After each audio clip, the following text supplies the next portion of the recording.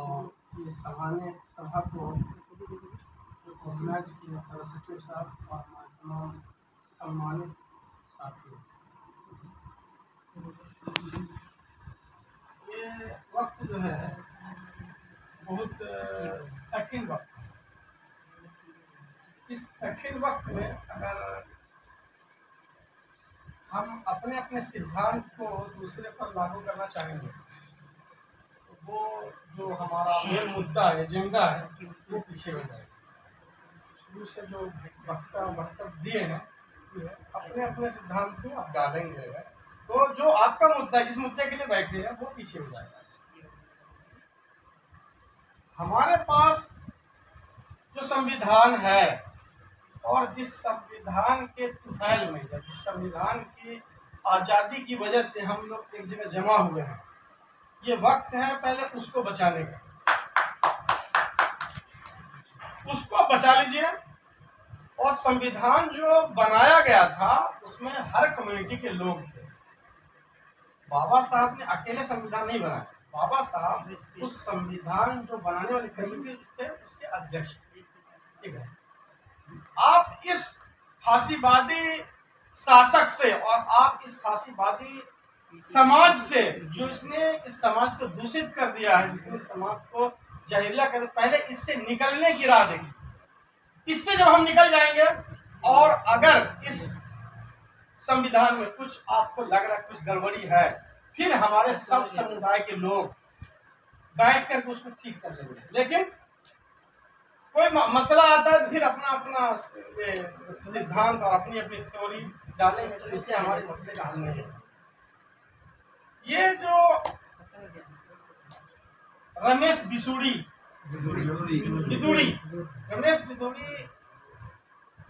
जो शब्द इस्तेमाल किए हैं वहां, ये हम लोगों को लग रहा है कि एक नई चीज लाया है, यानी एक नई परंपरा की शुरुआत हुई है। ऐसा नहीं है। जब 1925 में आरएसएस बनी थी उस वक्त इसकी स्थापना, इस विचार की स्थापना हुई थी। वो मनी जी ने कहा कि उस जब संविधान को पेश किया गया 1949 में, उस वक्त भी कुछ लोग थे जिन्होंने ये कहा कि हम इस संविधान को नहीं मानते।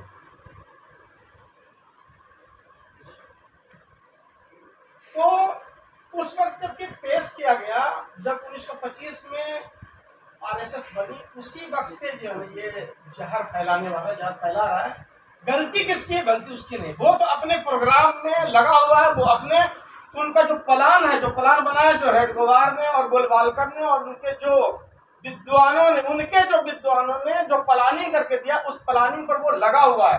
गलती है हमारी है। जो बोल रहा हम 85% है, जो बोल रहा हम 15% है, उनकी गलती है।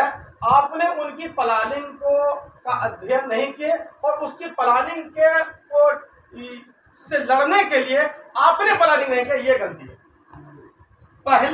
पहला जो इलेक्शन हुआ उस वक्त ही जो टिकट बांटा गया, तो जो अपर कास्ट है उनको ज्यादा टिकट दिया गया। उस वक्त से ही आपको दबाया गया। आप जो इतना पीछे आ गए, इतना नीचे आ गए, क्यों? उसी वक्त से। तो हम लोगों को अभी क्या करना है? ये जो विधुड़ी है या विसुड़ी है,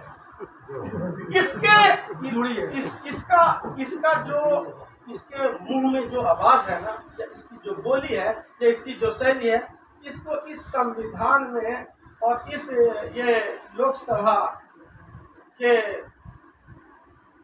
घेरे के अंदर रहने का कोई हक नहीं। ये तो एक आम गांव देहात में जो पंचायत होती है उसमें रहने के लायक आदमी नहीं है।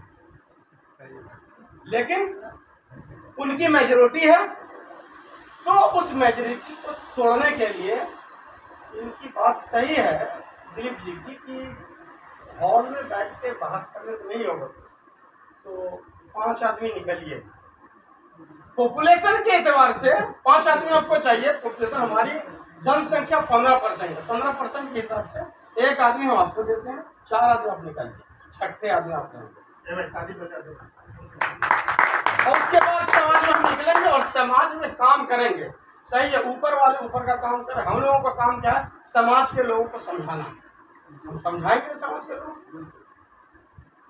और दूसरी बात ये है कि हमको पता है कि ये उसकी बुनियाद उसी का 1925 में रखी गई थी। ये जहर और ये जो अपशब्द उसी टाइम रखी गई। हम लोगों को जो अभी राइट, जो हम लोगों को ये कानून मिला हुआ है विरोध करने का, प्रतिरोध करने का, लिख करके दें इसको भीम के जरिए से हम जो है ना लोकसभा स्पीकर को और इसको क्या कहते हैं। और आप एक बात मैं बोल रहा हूँ, आप कैसे ये उम्मीद रखते हैं, जो SC ST के लोग हैं वो कैसे ये उम्मीद रखते कि हमारा आदमी है। जो अभी भवन बना, कौन सा भवन है, सेंट्रल विस्टा, उसके उद्घाटन में जबकि प्रथम लेडी जो है इंडिया की, उसको शामिल नहीं किया गया। अभी फर्स्ट सेशन में उनको शामिल नहीं किया गया। फिर भी अगर आप ये उम्मीद कर रहे हैं कि हमारे साथ इंसाफ होगा, ये आपकी भूल है, ये आपकी गलती है। आपके साथ कोई सवाल ही नहीं पैदा होता कि इंसाफ किया जाएगा।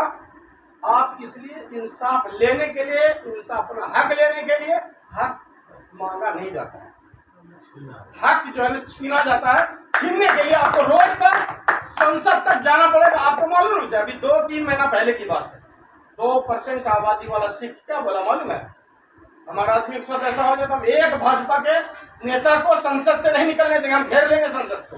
ये हिम्मत आपको पैदा करना पड़ेगा। ये हिम्मत होगा तभी आप कामयाब हो सकते हैं।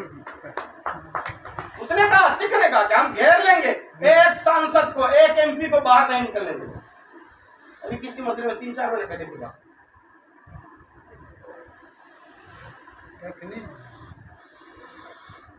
वो लोग जो कर रहे हैं उनके सिद्धांत में है, वो लोग जो कर रहे हैं उनके सिद्धांत में है।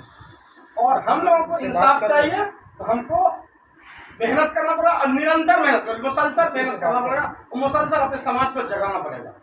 और दिलीप भाई एक बात बोल रहे, इंडिया इंडिया इंडिया में तो हम शामिल है नहीं, इसलिए आप अपने बड़े को बोले कि इंडिया हमको शामिल करें, नहीं तो हम हमारा साथ आप कैसे चलेगा। नहीं, आप बोले इंडिया में, आपके पास एक बात रख दिया कि हम आपके इंडिया में शामिल हैं, आपके साथ कैसे चलेंगे, ठीक है। उसके बाद अभी रिजर्वेशन दिया, महिला रिजर्वेशन, एक लॉलीपॉप है या क्या है, सब लोग समझ रहे हैं। रिजर्वेशन जब तक के पॉपुलेशन के हिसाब से सबको नहीं दिया जाएगा, रिजर्वेशन जब तक के पॉपुलेशन के हिसाब से नहीं दिया जाएगा। मुझे 15% चाहिए, आपको 70% चाहिए, ठीक है ना। तो हमको जब रिजर्वेशन मिलेगा, जब देखिए घर का सब आदमी सुखी होगा तभी वो घर जो है सुख चैन से रहेगा। हम सुखी नहीं रहेंगे, हम सुख चैन से नहीं रह सकते हैं, कोई सवाल ही नहीं पैदा होता। और मैं आपको एक बात बोल रहा हूँ, ये जो अपशब्द कहा और ये संविधान की पन्ने से जो 1-2 लफ्ज को निकाला है, फिलहाल जो है ना अभी ये सकेब भाई है जो मुझे पहले फोन किया कि ऐसा ऐसा हुआ। मैं उस वक्त तक परसों शाम तक नहीं जान रहा था कि ऐसा हुआ है, चूंकि देर रात में हुआ था 10:43 में। तो जब मैं जाना, सकेब भाई का बहुत बहुत शुक्रिया है, उन्होंने इस बात को जगाया। इन्होंने मुझे फोन किया, मैं फिर वो वीडियो देखा, उसके बाद वो वीडियो को वो सर्वदलीय संघर्ष समिति के आयोजक हैं, वो संयोजक हैं, वो पप्पू यादव, उनको भेजा।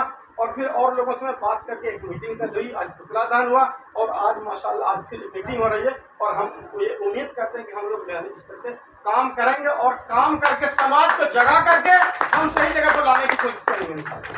इसी बात से आपकी बात करेंगे।